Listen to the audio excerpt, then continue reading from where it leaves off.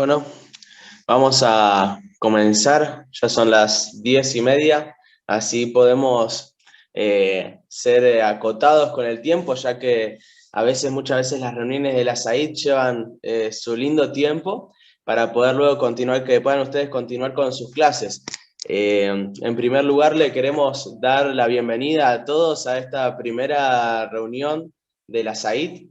Estamos muy contentos porque a pesar de este año de pandemia, que bueno, seguimos desde el año pasado, podemos reunirnos a través de este medio que es el Zoom. Ya a medida que vayan pasando los meses, seguramente les vamos a estar informando si vamos a seguir con esta modalidad o lo vamos a hacer presencial. Así que, pero bueno, por ahora vamos a avanzar con esta modalidad. En primer lugar, antes de arrancar, nos gustaría arrancar con una oración. Ahí nos va a dirigir en la oración Juan Montoya. Oremos. Señor, te damos gracias porque podemos tener esta primera reunión de la SAID. Te pedimos tu dirección, Señor, y que nos ayudes a prestar atención para aprender este tema tan importante que se va a exponer hoy. Señor, síguenos ayudando, acompañando. Lo dejamos todo en tus manos, en el nombre de Jesús. Amén.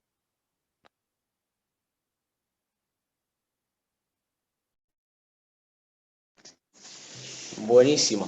No sé si ya se unió ahí el pastor, el profesor Daniel Blanc. Todavía no.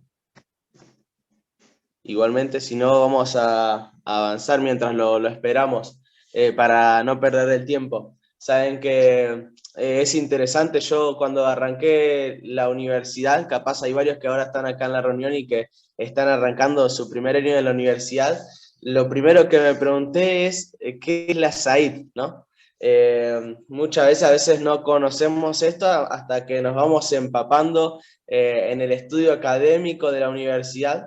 Pero bueno, en favor de los que no conocen qué es la SAID, vamos a hacer una pequeña introducción.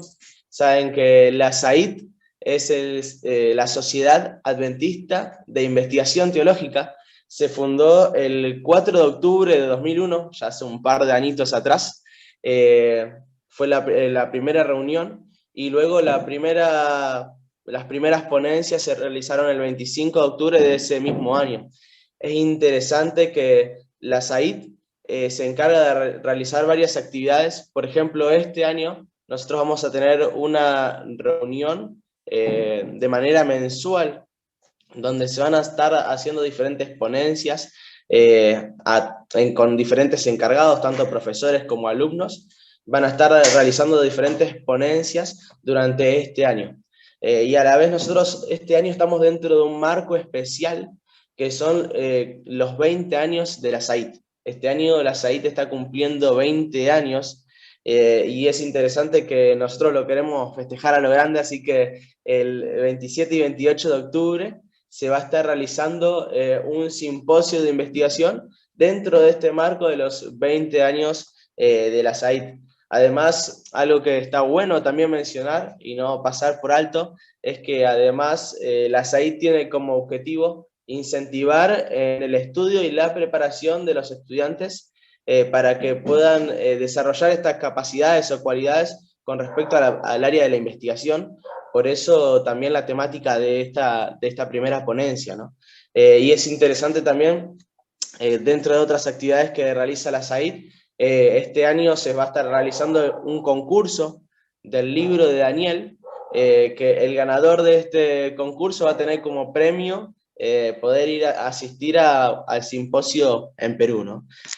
Antes de poder comenzar también con el profesor y doctor Daniel Plenk, vamos a tener un breve momento para que Juan nos pueda contar un momento sobre la revista MEMRA, que es la revista estudiantil de investigación teológica.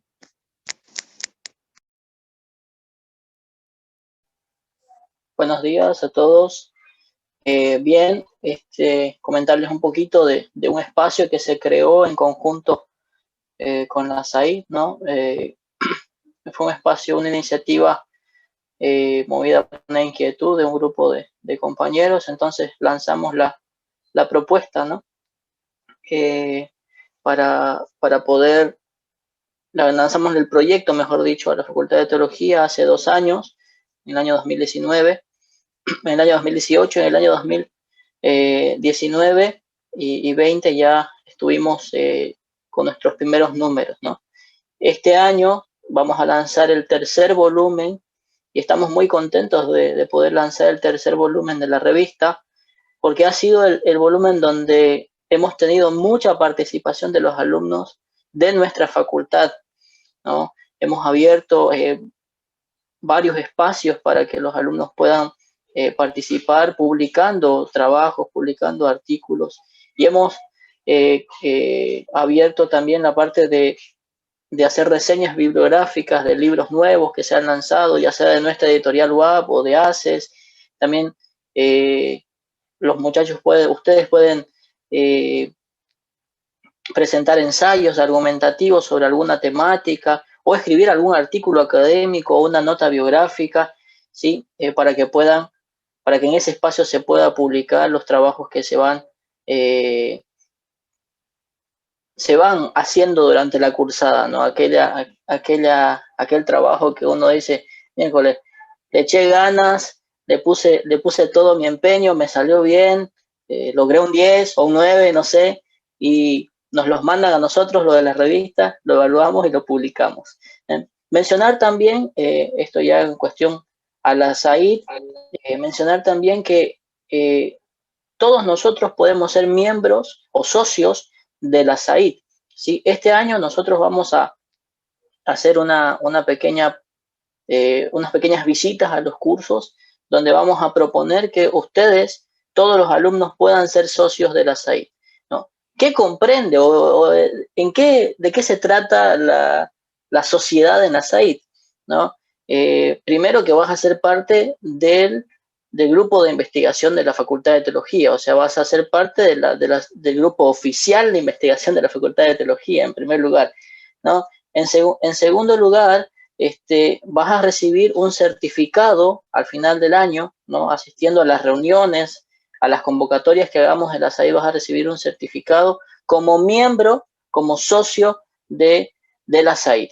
Y en tercer lugar, vas a tener, además, ¿no?, del 10% que tenés, de descuento que tenés como alumno en la librería de la editorial UAP, vas a tener un 10% más, ¿cierto?, de descuento por ser miembro activo, por ser socio activo de la SAID en algunos libros que están seleccionados en la editorial UAP. Entonces, hay varios beneficios de ser socios de la SAID. ¿Cuánto cuesta ser socio de la SAID?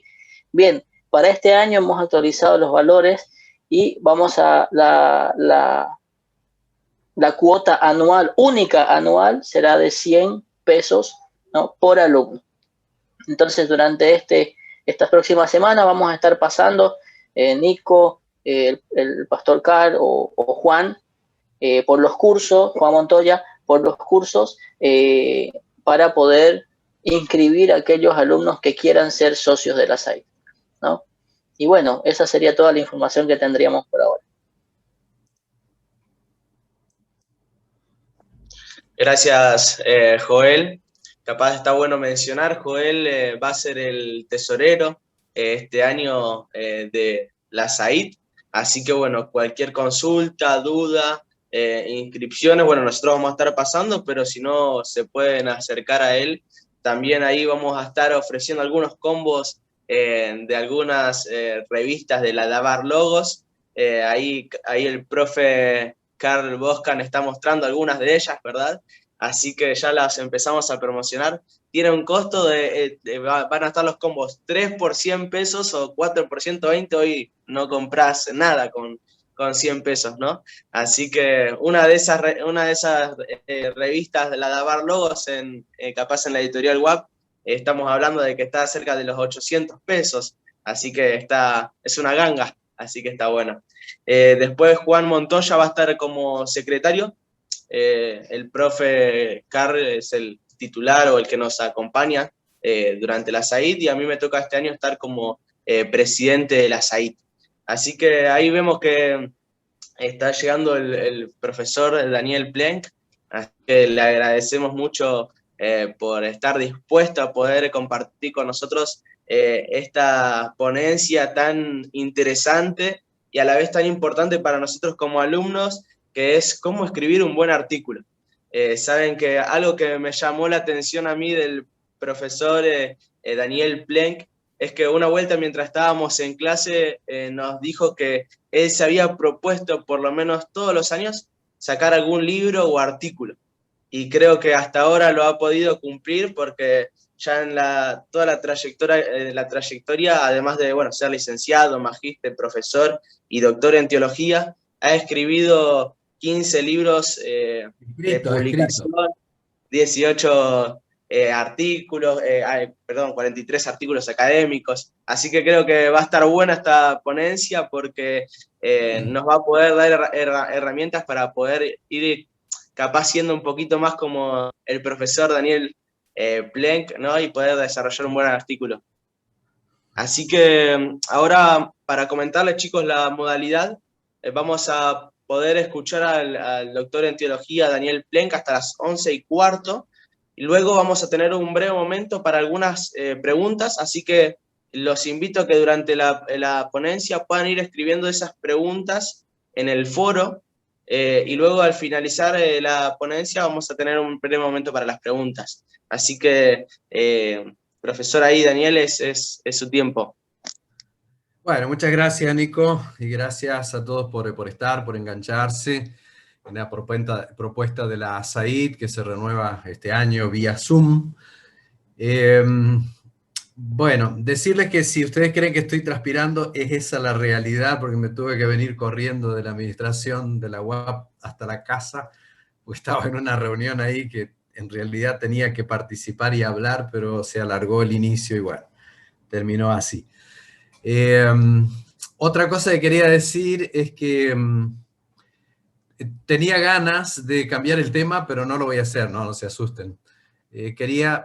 Pensé que sería muy bueno hoy haber dedicado la reunión de la SAID para hablar de Hans King, que acaba de morir, porque sin duda fue uno de los teólogos más controversiales y más notables del siglo XX y XXI, ¿no? Porque ya estamos ahí y bueno, acaba de fallecer y tenía ganas de hablarles de su libro Infalible y también de su proyecto de su proyecto de una ética mundial, pero bueno, podrá quedar para alguna otra vez en que podamos encontrarnos con, ya sea en la SAID o en cualquier otro rincón de esta institución para charlar de teología que siempre nos apasiona.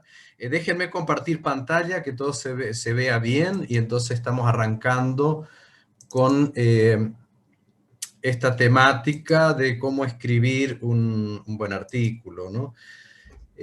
Bueno, supongo que se está viendo bien, cualquier cosa, si no me protestan, y vamos a tratar de acomodar las cosas. ¿Alguien me puede dar el ok que se está viendo bien el Power? Sí. Lo vemos, profe. Profe. Bueno, perfecto. Arrancamos entonces una media horita de mi parte y después dialogamos algunos minutos como se había propuesto, ¿no? Bueno, introduzcamos el asunto. ¿Por qué necesitamos escribir? Para llegar a más personas, y no solo de la iglesia, sino también de fuera de la iglesia.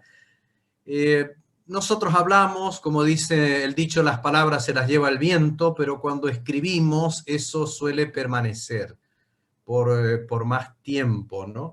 Y además puede llegar a más personas, así que eso es verdad. Por otra parte, como ponemos acá, ¿por qué escribir? Porque escribir nos hace bien, nos hace crecer espiritualmente, intelectualmente. Y yo diría hasta, y lo sé por experiencia personal, que escribir es terapéutico. O sea, te hace bien en todo sentido en tu vida te hace bien verbalizar, y escribir es una manera de verbalizar tus pensamientos, tus emociones incluso. Bueno, bien. ¿Qué es lo que vamos a tratar de hacer acá? Destacar el hecho de que en realidad todos los que me están escuchando pueden escribir. De hecho, lo hacen. Nada más que la diferencia acá, estamos proponiendo que se animen a escribir artículos y, si fuera posible, no hay mucho pedir, buenos artículos, ¿no? Y Y para esto no hace falta ser un genio, como ponemos acá, un genio literario, solamente hay que tener ganas, deseos de escribir y la humildad para aprender y la perseverancia para lograr un buen producto final. Y créanme que es así como les estoy diciendo. Bien, ustedes saben que lo que voy a presentar acá es un poco también un modelo del esquema de un artículo. Ya lo introdujimos, ahora vamos al desarrollo. Y el desarrollo suele tener 3 o 4 puntos. Y el primer punto es elegir el tema, como yo le digo siempre a mis alumnos. Escribir es como o producir un artículo, debe empezar por la elección del tema, porque la metáfora que suelo usar es que si no elegís novia o novio, no te vas a poder casar. Está muy claro eso, ¿no? Entonces, lo primero es elegir el tema. Y ahora, para elegirlo, necesitas estar motivado. Cuando elegís una novia o un novio, pues estás motivado porque te gustó. Es tan simple como eso, ¿no? Pero en este caso, nosotros podemos tener una motivación externa o una motivación interna. Lo externo es cuando ustedes ven que hay un problema y ustedes quieren aportar una solución a un problema. Pero el problema no está en ustedes. Ustedes están enfrentando un problema, ya sea personal o familiar o de la iglesia. Ustedes quieren aportar algo que sirva a la solución de ese problema. A veces también es externa la motivación porque alguien nos encarga, queremos que escriba sobre tal cosa. Muchas veces me pasa a mí en la tarea que hago, en la revista Dentista o la revista Ministerio o qué sé yo. O Carl Boscan, que está ahí culpable de muchas cosas que uno ha hecho. Dice, bueno, pastor, queremos que escriba sobre tal cosa. Y a lo mejor yo no tenía ganas de hacer eso, pero vino el pedido, uno dice, bueno, está bien, puedo, no puedo, y ahí por ahí me pongo a hacerlo. Ahora, ¿eso es válido? Y sí, claro que es válido, pero hay también veces en que estamos motivados internamente, y esto es todavía más bonito. Y es cuando nosotros hemos descubierto algo interesante o algo importante y nosotros queremos compartirlo. Eso es magnífico. Lo mismo puede pasar para un sermón, naturalmente. Ahora, ¿qué hay que tener en cuenta cuando yo voy a elegir un tema? Bueno, a veces cometemos un error, tanto al hacer esto como al escribir una tesina o una monografía. Queremos escribir algo sobre lo cual no tenemos la más pálida idea, justamente porque queremos saber. Eso es un error. Nosotros tenemos que escribir de aquello de lo que sabemos, aquello de lo cual estamos familiarizados. Eso es lo mejor porque ustedes van a crecer sobre un fundamento que ya tienen.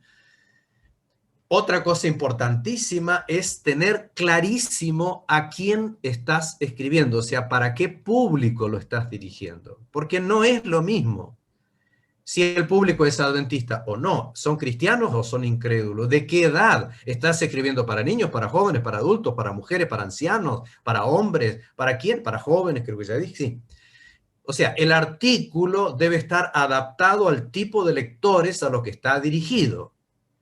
Ahora, claro, yo sé que la revista o el libro puede caer en manos de gente a la que no apuntaste, eso es verdad, pero no podés apuntar así tipo perdigones de una escopeta, decir, yo largo para todo público, porque terminás no haciendo nada a nadie.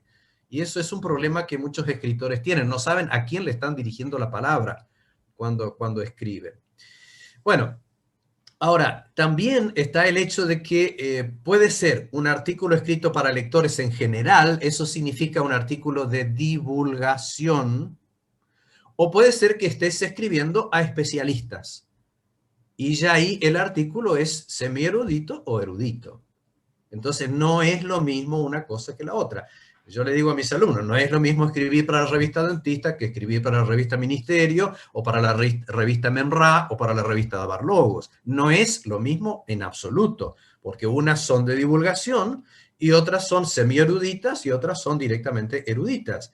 Y es muy diferente escribir de una manera y de otra o para un estilo de lectores u otro. Bueno, entonces, quiero decir con esto que ustedes deben tener claro por qué medio se va a publicar lo que estás escribiendo. Claro, yo sé que al comienzo uno no tiene muchas opciones y uno empieza a escribir y no sabe dónde lo va a publicar. En realidad, la duda mayor que uno tiene cuando empieza a escribir es no tener la más mínima certeza de que alguien te lo quiera publicar.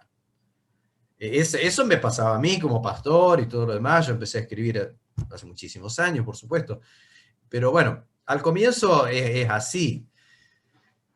Ahora, hoy en día Internet te abre una gama de posibilidades que no teníamos antes, porque, bueno, uno puede escribir y publicarlo en Internet. Puede tener un blog, puede tener una página, puede tener simplemente una red social. Y uno puede escribir algo más corto o más largo. Pero, digamos, en lo tradicional uno puede pensar, bueno, esto lo escribo para un diario, lo escribo para una revista, lo escribo para un libro, ¿para qué? Un capítulo de libro, ¿para qué lo estoy escribiendo? Debo decir también, como hemos comentado con alumnos en los cursos, que un pastor adventista debe ser un escritor para los diarios de la ciudad donde trabaja, debe ser una persona que escriba para los medios locales, debe ser una persona que vaya a las radios y aparezca en televisión. Un pastor no tiene que ser alguien escondido en la guarida de su propia iglesia, porque si no nadie te va a conocer, no sos nadie. Eso a mí me enseñaron muy prontamente en mi ministerio. Primer distrito que yo tuve a mi cargo, distrito de Bellavista, en la provincia de Corrientes, un buen hermano con estas ideas me dijo, pastor, vamos a los medios. Yo le dije, ¿qué? Sí, pastor, vamos a los medios, vamos al diario, vamos a la radio. Y él dijo, acá yo quiero presentar al nuevo pastor adventista de la localidad, por los medios de difusión. Y está perfecto eso, por más que yo tenía 24 años. Está perfecto eso. Entonces uno se transforma en una persona conocida y comienza de alguna manera a tener la posibilidad de influir en la sociedad también. Bueno, hay revistas diferentes, naturalmente. En nuestro medio conocemos Revista Adventista, Revista Ministerio, Revista del Anciano, Revista Conexión JA, Revista de AFAM, Revista Mis Amigos, Revista de Abarlog, Revista Memra, Revista bla, bla, bla, bla, bla, bla. Hay un montón de medios. Y no olvidemos la gama que ofrece Internet. Ahora, por favor, y acá comienzan nuestros problemas. Antes de escribir para un determinado medio, tenés que conocerlo. O sea, tenés que haberlo leído antes a ese medio. ¿Por qué? Porque cada medio tiene una filosofía editorial. O sea, ellos saben qué tipo de artículos quieren publicar. Y también, bueno, todo lo demás. Uno aprende cómo se logra que publiquen el artículo que quieres publicar. O cómo hay que presentar el artículo. O sea, una cuestión del estilo. O sea, ¿cómo vas a escribir para la revista, qué sé yo, El Ministerio o Ministerio? Si nunca has leído un número y no sabes qué tipo de artículos se presentan, cuál es el estilo, cuál es la filosofía. ¿Cómo vas a escribir para Memra si no sabes cuál es el estilo ni sabes de qué se trata? O sea, como decimos siempre, un buen escritor comienza siempre siendo un buen lector. Entonces, voy a decirles una buena noticia y una mala noticia. La buena noticia es que muchos de ustedes, o la mayoría de ustedes, puede hacer eso.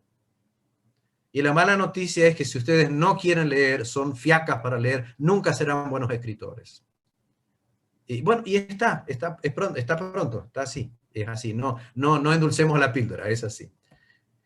Bueno, otra cosa que hay que saber es que hay una diferencia entre esos artículos que llamamos de divulgación y artículos eruditos. ¿Cuál sería la diferencia? ¿Cuánto abarca ese artículo? O sea, ¿es corto o es largo? Una revista de divulgación publica artículos cortos, 600 palabras, 800 palabras, 1000 palabras. Podría llegar a ser hasta 3000 palabras, pero casi hasta es difícil. La tendencia editorial actual es artículos cortos. Entonces, la manera de escribir tiene que ser sencilla, el vocabulario tiene que ser de dominio público. Debe ser, por otra parte, interesante, que atrape la atención. Debiera tener un enfoque práctico y con pocas referencias bibliográficas.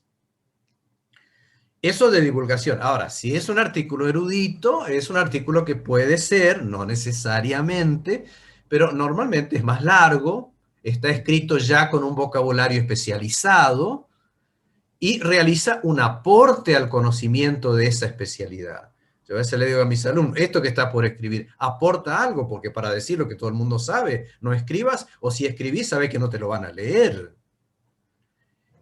Bueno, y por supuesto, acá tiene que tener una apoyatura bibliográfica importante y actualizada.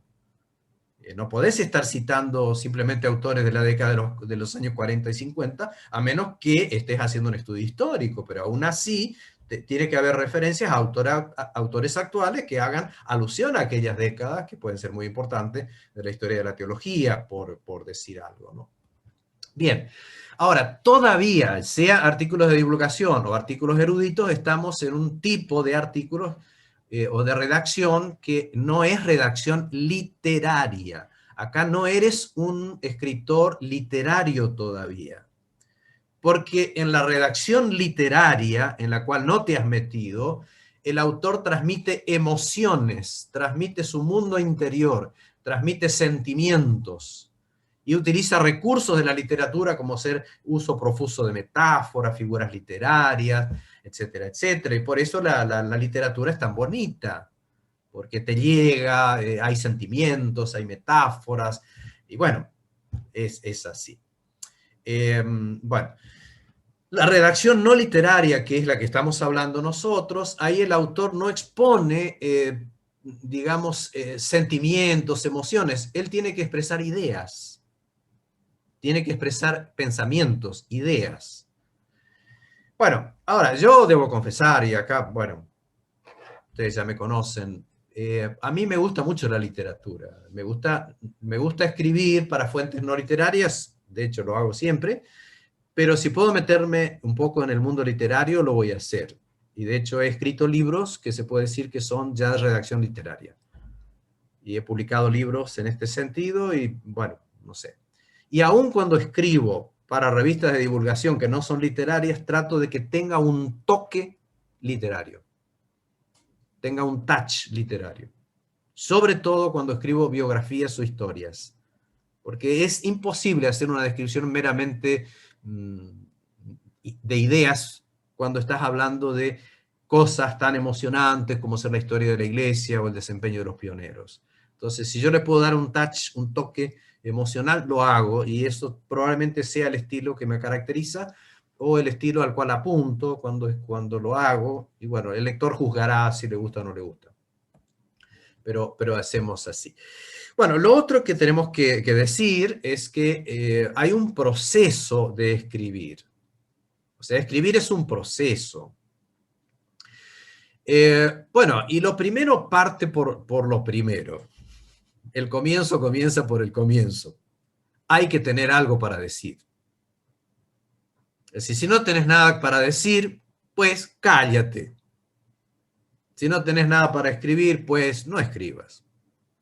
Si no tenés nada para predicar, pues no aceptes predicar. Ahora, creo que la mayoría de los que están aquí en esta reunión, creo que sí tienen para decir. Y algunos tienen mucho para decir. Otros simplemente son medio timidones y no se dan cuenta que tienen mucho para decir. Porque lo han experimentado, lo han vivido, lo han leído, lo han transformado en motivo de reflexión y de oración. Bueno, ahora, ¿de dónde surgen las ideas? De nuestra propia experiencia, o de nuestra observación, o de la lectura de la Biblia, o de la lectura de libros y revistas, o de entrevistas, o de clases, o de sermones que escuchamos, de noticias que leemos. De todas partes vienen las ideas. Yo les decía el año pasado, que les di esta charla también a algunos de los chicos de teología, es que yo he visto a los buenos escritores llevar una libreta, incluso no solo el teléfono, porque el teléfono no soporta todo, no es que no tenga capacidad de memoria, sino que ustedes... bueno, dejémoslo ahí. He visto llevar a aquellos que manejaban muy bien la tecnología una libreta para anotar ideas. Y me acuerdo en lugares que ya les conté esto alguna vez, paseando por la orilla del río Paraná, donde no había señal,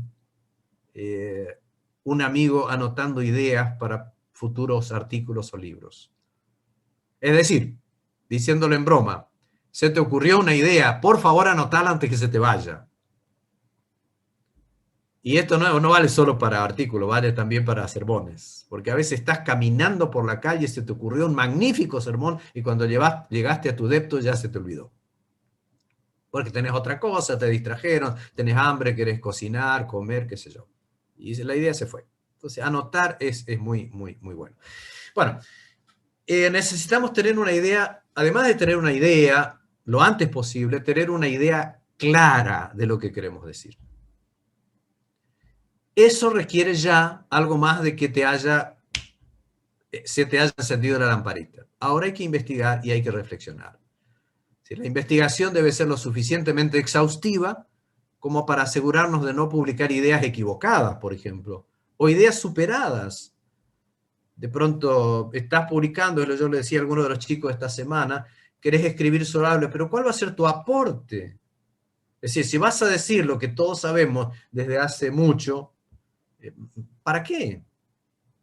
O sea, estás publicando ideas que son ya, o ideas que ya son viejas, que ya han sido superadas por ideas nuevas. Entonces, eso requiere un poquito de trabajo previo. Bueno, hay dos modelos básicos, no me voy a detener acá porque sé que tengo que ir terminando en un ratito, que algunos primero organizan sus materiales y después escriben, y otros empiezan a escribir a lo loco y después lo organizan. Lo recomendable es lo primero, pero a algunos les sale bien lo segundo. Y bueno, antes que no escribir, es preferible hacerlo de esa otra manera también. Esto tampoco es nuevo, pero quiero decir que un escritor tiene tres problemas. Él tiene que comenzar, tiene que seguir y después tiene que terminar. Vale decir, si ustedes nunca comenzaron, bueno, nunca aparecerá su artículo. Si comenzaron pero no lo terminaron tampoco, ¿ya? Y si no siguieron escribiéndolo, pues quedó ahí en un intento frustrado de hacer algo que nunca vio la luz. Así que es tan sencillo y tan complicado como comenzar, continuar y terminar. ¿Cuánto tiempo lleva eso? No sé. Yo tengo libros que me han llevado 6 meses, como el último que publiqué y que presentamos el domingo pasado, o me puede llevar 10 años, como el libro Adoración, que lo abandoné por años. No porque no me gustara el tema, sino simplemente porque estaba metido en otras cosas y no podía. Pero el libro estaba en mi mente, y uno va pensando y va madurando ideas y va juntando materiales. Y cuando tenés tiempo o te haces el tiempo, te sentás y lo escribís y lo terminás. Y de pronto a lo mejor lo que en 10 años no lo hiciste, en 2 meses está listo. Y la editorial WAP, por ejemplo, como en este caso el libro Adoración, tiene el desacierto de publicarlo. Y bueno, y ahí está. Tapas azules por ahí dando vueltas. Bueno, ¿cuáles son las partes? Decíamos, vamos a lo concreto. Un artículo debe tener un título. El título tiene que ser interesante y atractivo, porque si no la gente no te lo va a leer. Si es un artículo de divulgación, tu título puede ser hasta provocativo, puede ser hasta intrigante, porque entonces atrapas la atención del lector. En los artículos eruditos esto no se usa, pero sí debe ser un título absolutamente exacto en su correlación con el contenido. No podés prometer en el título lo que no vas a cumplir, o no podés quedarte corto en el título si después vas a hablar de un tema que no está representado en el título o en el subtítulo. Porque los artículos, especialmente los académicos, suelen tener subtítulos. O sea, vos ponés, qué sé yo, un lugar para la memoria, como un artículo que yo escribí, pones 2 puntos, el lugar, bueno, ahí ya repetí la palabra, pero el sitio donde todo comenzó. Bueno, ahí pusiste título y pusiste subtítulo, como para aclarar un poquito las cosas, ¿no? Esto no siempre es necesario que haya un subtítulo, la introducción puede suplirlo, pero entonces ahí está el asunto. Si es un artículo de divulgación, vos orientás al lector para dónde querés ir. Ahora, si es un artículo académico, ya es un poco diferente. Voy a saltear un poquito lo que está escrito acá. En los artículos eruditos, el subtítulo tiene que clarificar el título. O sea, que al lector le quede más claro para dónde estás yendo en ese material. Bien, ¿qué otra parte tiene un artículo? Una introducción, un desarrollo y una conclusión. Como cualquier exposición pública, como cualquier comunicación, tiene que tener una introducción, un desarrollo y una conclusión. Pero eso no significa que tiene que aparecer la palabra introducción. Normalmente no necesita. Pero sí en un párrafo, o por ahí puede ser más de un párrafo, el escritor tiene que decir cuál es el propósito de su artículo. Él tiene que decir, en este artículo me propongo tal cosa. Entonces el lector ya sabe. Bien, ahora, en un artículo de divulgación, así tipo revista de dentista o lo que sea, esa introducción puede ser muy, muy variada. Vos podés comenzar contando una pequeña anécdota, contando un diálogo, haciendo una pregunta, planteando un problema, mencionando una cita, dando datos estadísticos, alguna noticia o algún elemento que termine convenciendo al lector de que te lea. Como dice el dicho, si el lector no consigue petróleo en el primer párrafo, dejará de perforar. O sea, si no lo convenciste en el primer párrafo de que vale la pena leer, él no te leerá. Porque hoy en día hay muchas cosas para leer o para distraerse y cuesta que el lector te siga hasta el final del artículo. Bueno, si es un artículo erudito, entonces ahí en la introducción vos tenés que definir el problema, tenés que presentar una revisión de literatura, es decir, qué hay escrito sobre el tema antes, y entonces tenés que explicar el propósito del estudio, la metodología que vas a utilizar y decir las limitaciones que tiene tu trabajo. Todo eso tendrá que aparecer. Yo sé que estoy corriendo, no es porque me gusta hablar rápido, sino porque el tiempo no es generoso. Eso en cuanto a introducción. En cuanto al desarrollo, nosotros, si no es un artículo muy corto de divulgación que no necesita, aclaro, no necesita, pero si es un artículo un poquito más largo, conviene que tenga subtítulos. En el desarrollo me refiero. Que son las partes en los que consiste el tema que estás presentando. Entonces, en el desarrollo vas a presentar ideas que tienen que ser lógicas, tienen que seguir una lógica argumentativa. No basta, como dice el doctor Deden, hacer una lista de compra de supermercado, porque eso es muy desagradable de leer, sino que tiene que tener una lógica y algún tipo de belleza o de atracción también. Bueno, otra metáfora que es muy diferente, construir una casa que simplemente amontonar ladrillos, ¿no? Un montón de ladrillos desordenados no tiene valor a menos que se los ordene y se los coloque en su lugar para que se formen las paredes, el piso y el techo de la casa. En otras palabras, no basta con que vos tires ideas, sino que tenés que ordenarlas para que tenga una forma, una coherencia y, bueno, cumpla su función. La transición tiene que ser lógica entre una parte y otra, y ahí vale la pena, por ejemplo, usar preguntas, puede ser muy útil. Yo suelo escribir a veces en base a preguntas. Es decir, en este artículo yo me voy a hacer 3 preguntas o 4 preguntas, y el artículo se divide en la pregunta 1, la pregunta 2, la pregunta 3, la pregunta 4, y ya. No es tan difícil hacer un trabajo en base a preguntas. Bien, hay frases de transición o frases, sí, para relacionar las ideas, y es bueno que los párrafos no empiecen siempre igual, eso es estilísticamente muy aburrido y muy pobre. Y cada párrafo tiene que tener una idea bien clara, las ideas tienen que estar ahí en los párrafos, compuestos a lo mejor de 3 o 4 oraciones, y las oraciones ojalá sean oraciones cortas y variadas. Si no hagas oraciones largas, porque eso no se usa. Cuando uno escribe no se usa, no es bueno.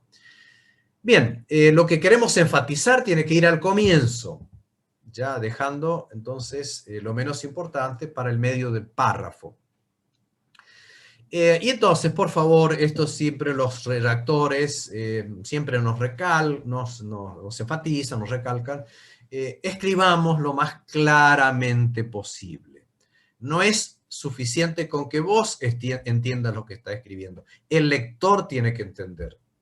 Y tiene que entender claramente lo que quisiste decir. Para ello, utiliza un vocabulario sencillo y preciso. Evita giros rebuscados, evita palabras vulgares, evita regionalismos, o sea, cosas que se entienden en el noroeste o se entienden en, qué sé yo, en el altiplano peruano, pero no se entienden en Buenos Aires. O se entienden en Buenos Aires y no se entienden en Jujuy. O sea, tenés que evitar regionalismos, porque los lectores no van a ser solo de un lugar, van a ser lectores de distintos lugares. Y esto es muy importante. Y también, por favor, no usar jerga denominacional. No podemos hablar de qué sé yo, de los feligreses, hablar de la pluma inspirada, como siempre se dice, y pretender que la gente sepa de qué estamos hablando. Bueno, muy bien. Entonces, está el tema de los sinónimos, el tema de ser conciso. Recuerde que siempre dice, bueno, conciso, macizo, preciso, eso suele ser bueno. Evitar redundancias, evitar repeticiones innecesarias, decir más de lo que se puede, o sea, decir lo máximo que se pueda, pero con el menor número de palabras. Y usar la voz activa en vez de usar la voz pasiva al escribir, eso suele ser importante. Usar bien los verbos, usar buenas ilustraciones, buenos ejemplos, qué sé yo, cuida, diría yo también saliendo un poco del bosquejo acá, cuidar la adjetivación, o sea, una persona que usa demasiados adjetivos, esto fue maravilloso, fabuloso, extraordinario, no, eso es muy, no sé, no es adecuado para un texto bien escrito. Más bien usa verbos y sustantivos y los adjetivos lo menos posible. En todo caso, que el adjetivo se lo ponga el lector, no, que él diga que es extraordinario, lo que sea, pero no con tus propias palabras. Y bueno, un artículo tiene que tener una conclusión, por supuesto, que no necesita llevar el título conclusión, simplemente es un párrafo o más de uno, que cierra todo, haciendo un resumen de lo que se dijo.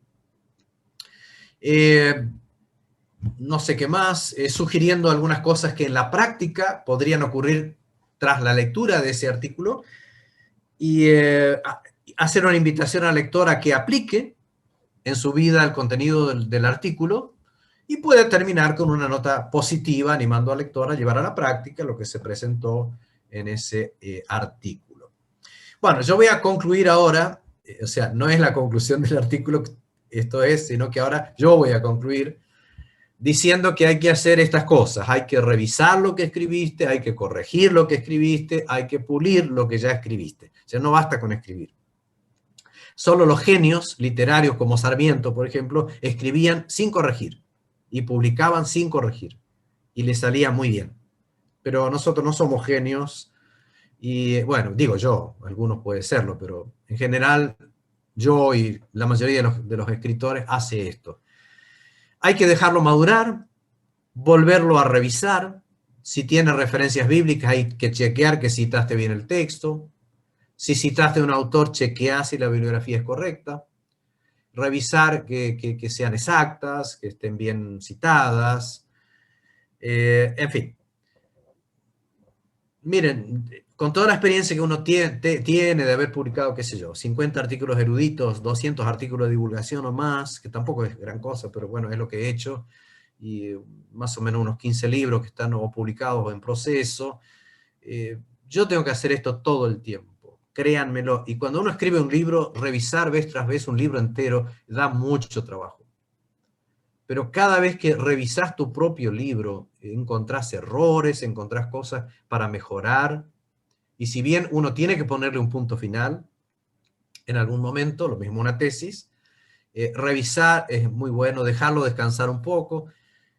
Quizás malos artículos que yo he mandado a publicar es porque me he apresurado, estaba cansado por ahí en la noche, lo terminé, pum, se lo mandé a casa editora y después sale como sale, y la verdad uno no queda satisfecho con el producto, cuando no lo revisó, no lo dejó dormir un poquito y revisarlo al otro día o dentro de una semana, ¿no?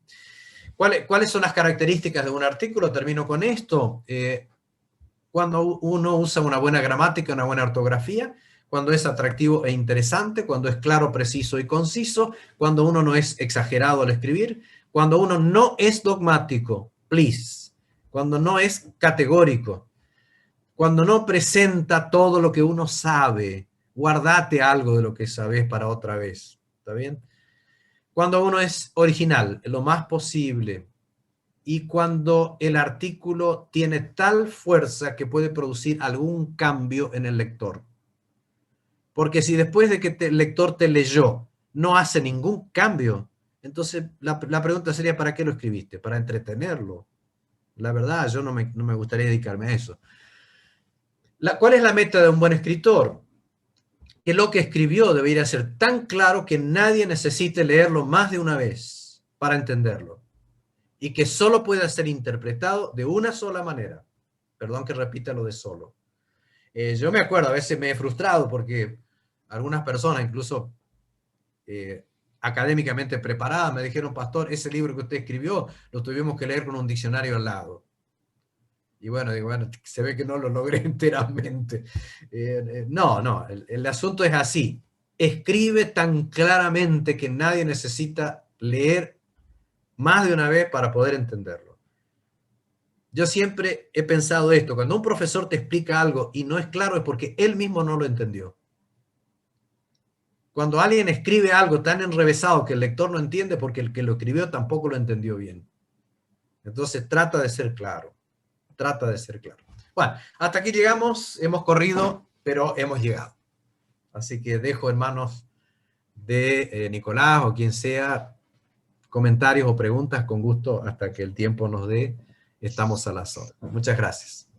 Genial. Le damos las gracias a usted, pastor, así que muchas gracias por esta ponencia que pudo dar. Creo que es útil y siempre repetirlo, ¿no? Capaz nosotros la hemos escuchado en algún momento o por lo menos en alguna parte, pero es interesante de seguir recapitulando estas cosas para seguir mejorando en nuestro aprendizaje y a la hora de escribir, ¿verdad? Ahí veo que recién acaban de poner una pregunta. No tengan miedo ahí de preguntar, chicos. Ahí escribió Ale Lucero. Pastor, dice, ¿es algo generacional que los pastores de distrito no generen artículos? Entiendo que algunos lo hacen después de jubilados. ¿Tiene tiempo el pastor? Pregunta. Hace dos preguntas ahí en una. Ahí le dejo para que... Yo no sé qué le pasa a los pastores, yo lo que puedo decir es que me pasaba a mí como pastor de distrito. Yo fui pastor de distrito 12 años y trabajé en 4 distritos diferentes. Yo publicaba mis artículos cuando era pastor y hay pastores que lo hacen y lo hacen muy bien. La mayoría no lo hacen, eso es verdad, pero la mayoría siempre está siendo desafiado por la propia iglesia, por la propia administración a hacerlo. Porque estamos permanentemente en nuestras revistas recibiendo artículos de autores norteamericanos, europeos, como que los pastores nuestros de acá, de Sudamérica, no tienen nada para decir, y yo creo que sí, y sobre todo tienen el contexto. Así que ¿puede un pastor de distrito? Yo creo que sí, muchos lo hacen, yo lo hacía, y la pregunta es si tiene tiempo. Mi respuesta es no. Nunca va a tener tiempo si no te apasiona, si no te gusta. Ahora, si te gusta y te apasiona, siempre vas a tener tiempo.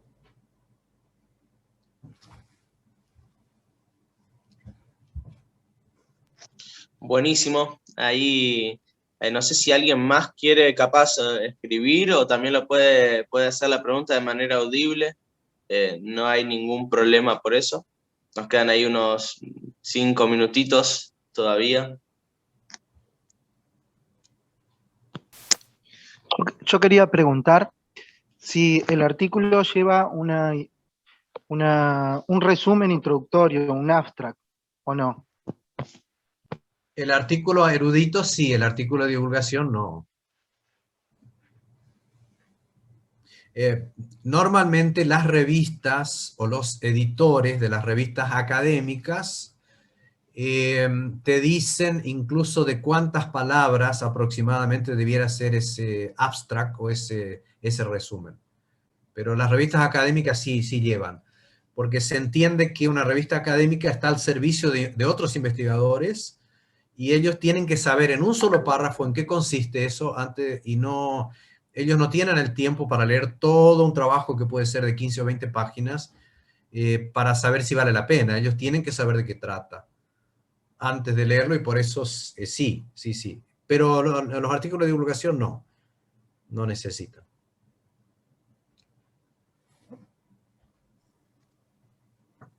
Profe, por ahí para usted la pregunta, ¿no?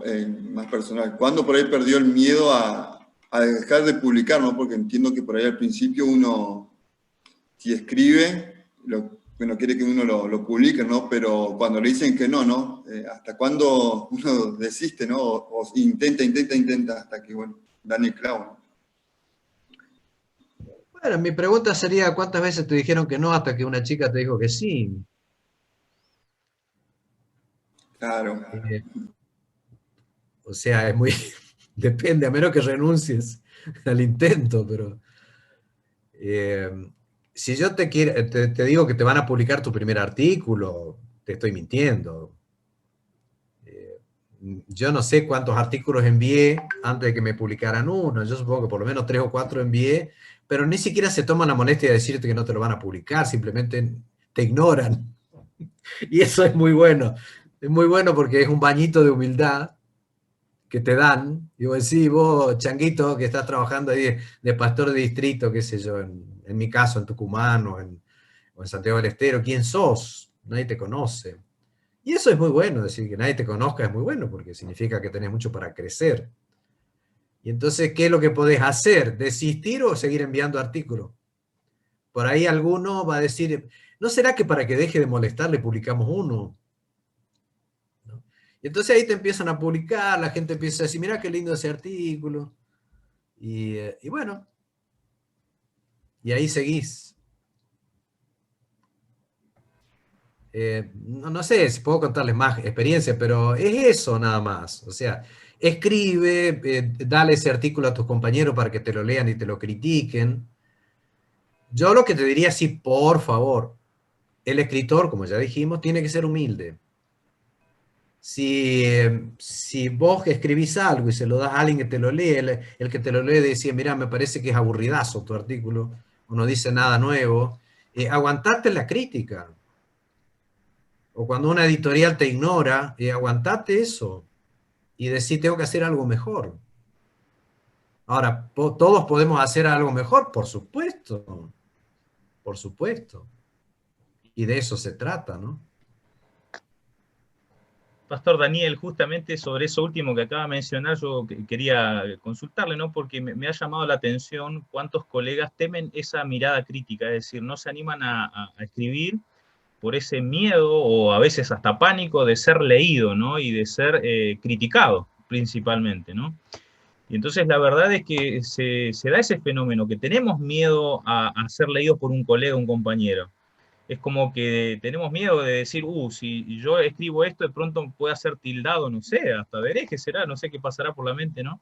Pero la verdad que en mi experiencia ha sido muy valioso poder contar con alguien, ¿no? Porque uno comenzó a escribir con esa ayuda, con ese respaldo de alguien que se tomaba el trabajo de corregirlo a uno, porque uno lo hacía de manera muy precaria. Y entonces la verdad es que animarse a ser leído por otro creo que es un paso muy importante. No sé qué opina al Exacto. respecto, ¿no? Sí, sí, perfecto. Antes de enviar a una editorial, hacerlo leer por tus colegas, por lo menos tus amigos. Torturar a tu esposa, qué sé yo, no sé, algo. Ahora, yo les he estado animando y honestamente lanzo la idea, pero bueno, es una idea nada más, porque hay gente que quiere escribir y quiere aprender a escribir.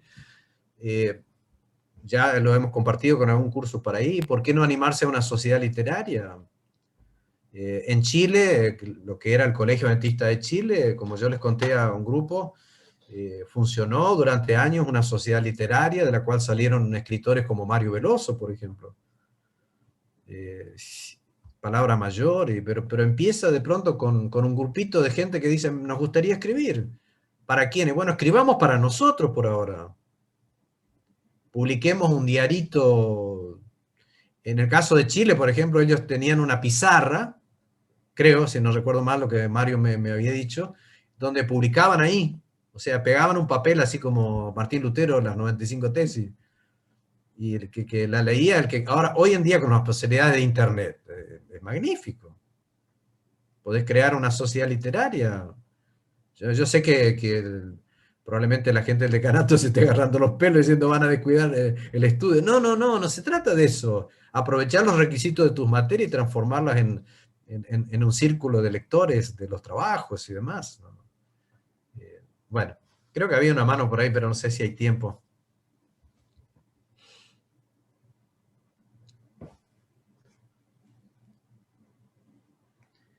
Ahí creo que hicieron 2 preguntas más. Estamos en el último minuto.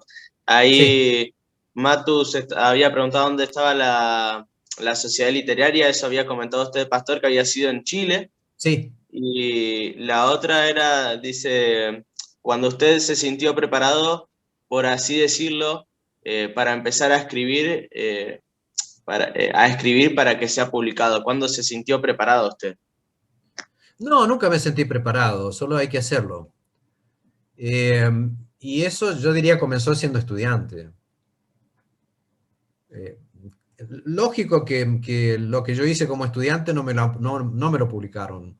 Ahora, nosotros acá en la Facultad de Teología, quiero decir que ya tengo, está mal dicho en forma personal, como facultad tenemos, pero uno a veces los incentiva, tenemos un montón de alumnos que han publicado y se los han publicado. Y como dijimos en alguna otra site, incluyendo en esta publicación tan prestigiosa e internacional como la Enciclopedia Adventista de los Adventistas del Séptimo Día. Tenemos 2 alumnos que han publicado ahí, nada menos. Y han publicado en la revista Adventista y han publicado en otros medios. O sea, se puede como estudiante. ¿Cuándo estás preparado? Nunca. Simplemente tenés que hacerlo e ir mejorando. ¿Cuándo terminás de prepararte? Nunca. Siempre seguirás creciendo y siempre lo que escribiste hace 10 años te va a parecer bastante malo con respecto a lo de ahora. Y dentro de 2 años te va a parecer bastante malo lo que estás publicando ahora. Es un crecimiento. Sí. ¿Puedo hacer una pregunta? A ver. ¿Se corre el riesgo, pastor, de que tu artículo termine siendo un ensayo de algo que has leído, de una idea de otro?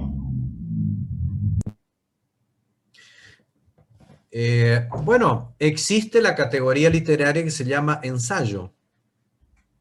Y no hay nada de malo en eso. Lo último que decís, en todo caso, ya es plagio.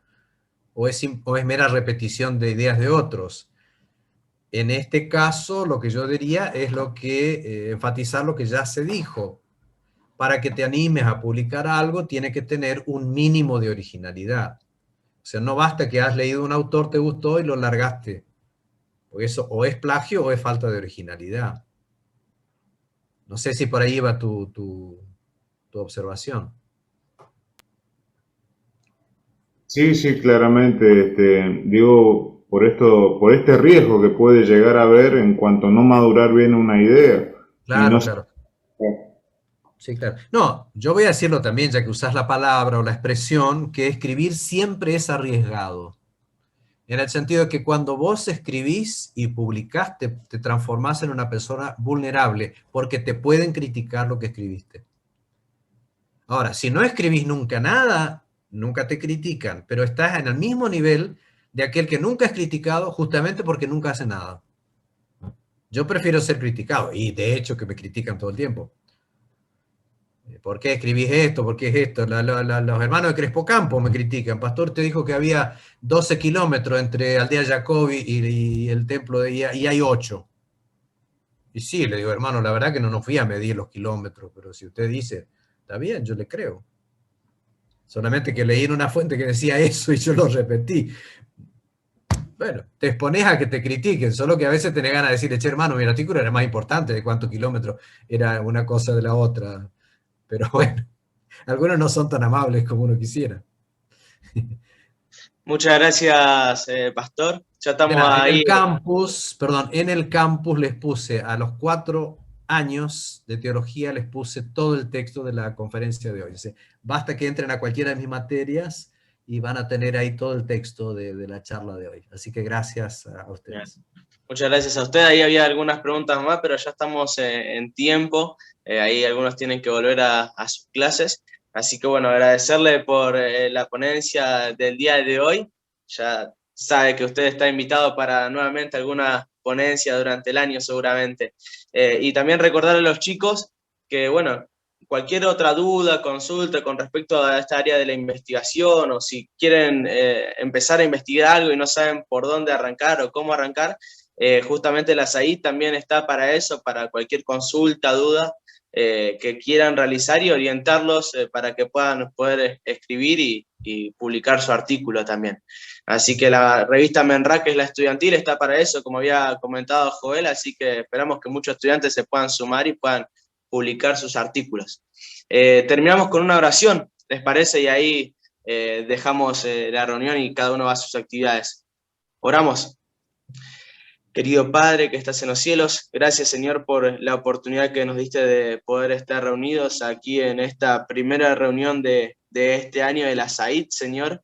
Te pedimos que este año pueda ser un año de crecimiento, ir creciendo nuestras capacidades a la hora de escribir, de redactar, Señor, para hacerlo todo para la gloria tuya, Señor, y para que muchas personas puedan conocer más de la verdad y más de nuestro Dios de amor que tenemos, Señor.